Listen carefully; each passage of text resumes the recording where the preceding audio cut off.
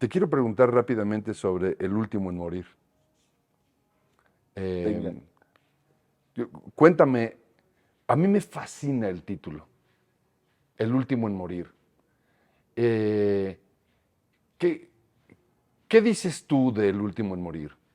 Es decir, a este que yo conozco y conozco bien y te considero mi amigo, bueno, soy tu amigo,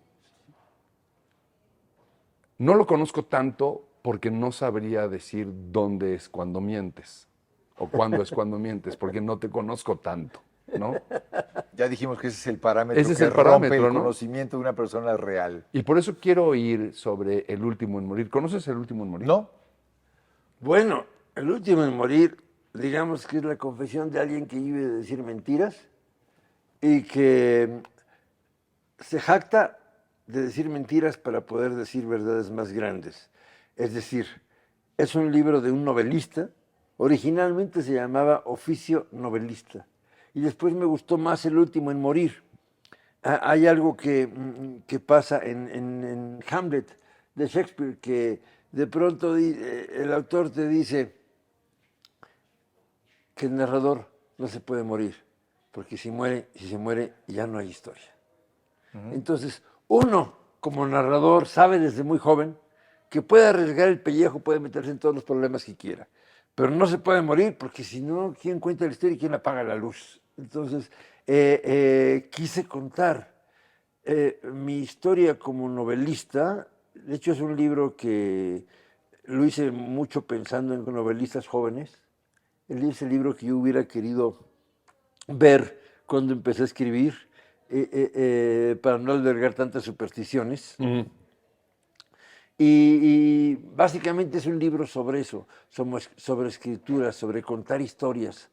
Es un libro muy fuertemente autobiográfico,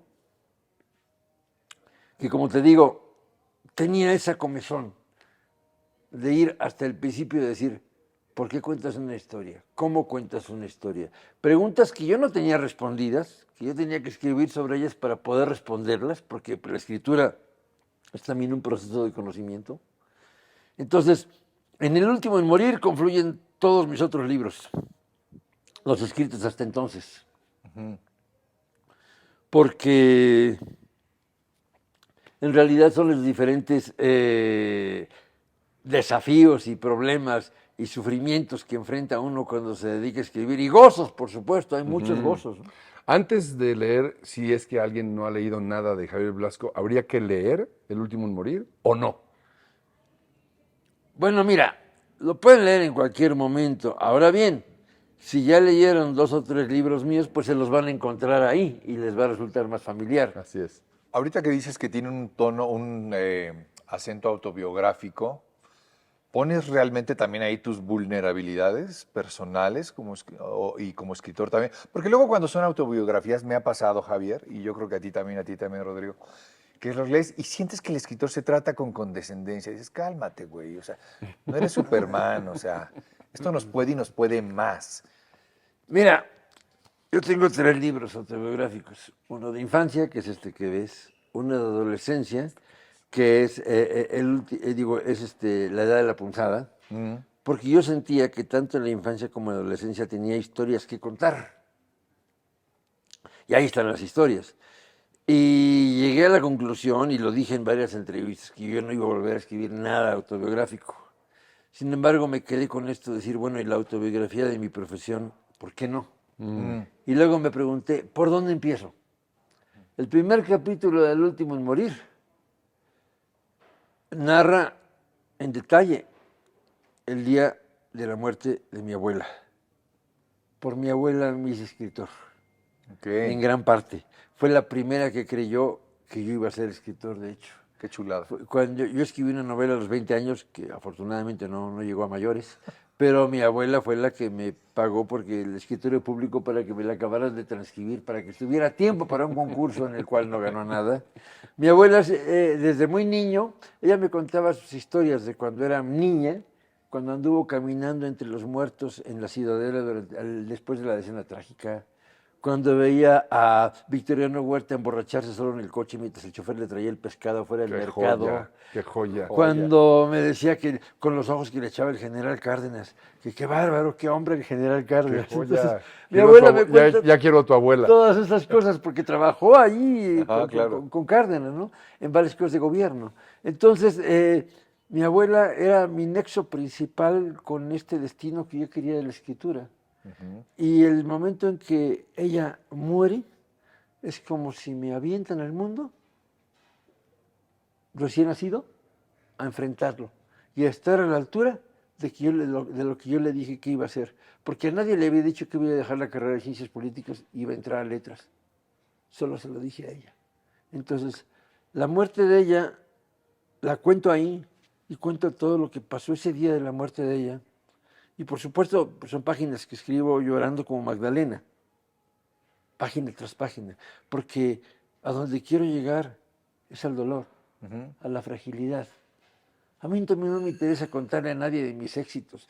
Los éxitos no enseñan nada. Son aburridos. Y son relativos. No, a mí lo que me interesa es hablar de mis fracasos, de lo que me duele, de lo que me enseñó.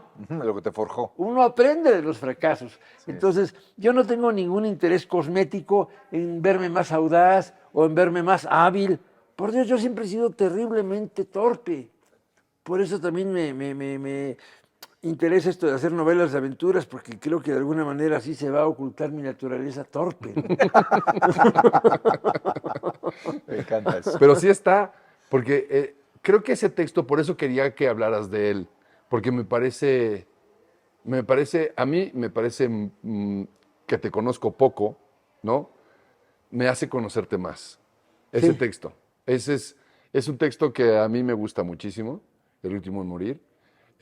Me voy a echar Hombre al agua, que será una suerte de Robinson Crusoe, que será una suerte de Pi, ¿se acuerdan de esta película donde, Por supuesto.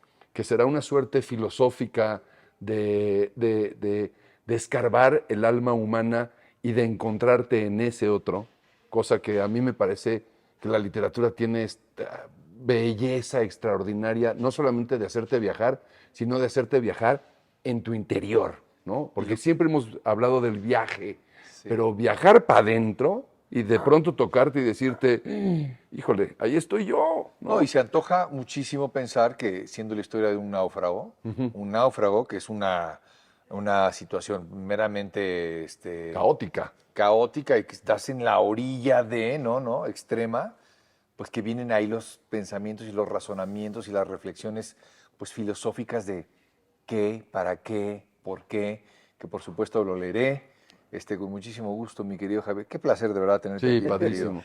Es que esas son las preguntas precisamente que yo perseguía del náufrago. Bueno, ¿qué sientes de estar ahí? ¿Qué piensas de esto? ¿Qué piensas de aquello? ¿Cómo te levantas todos los días?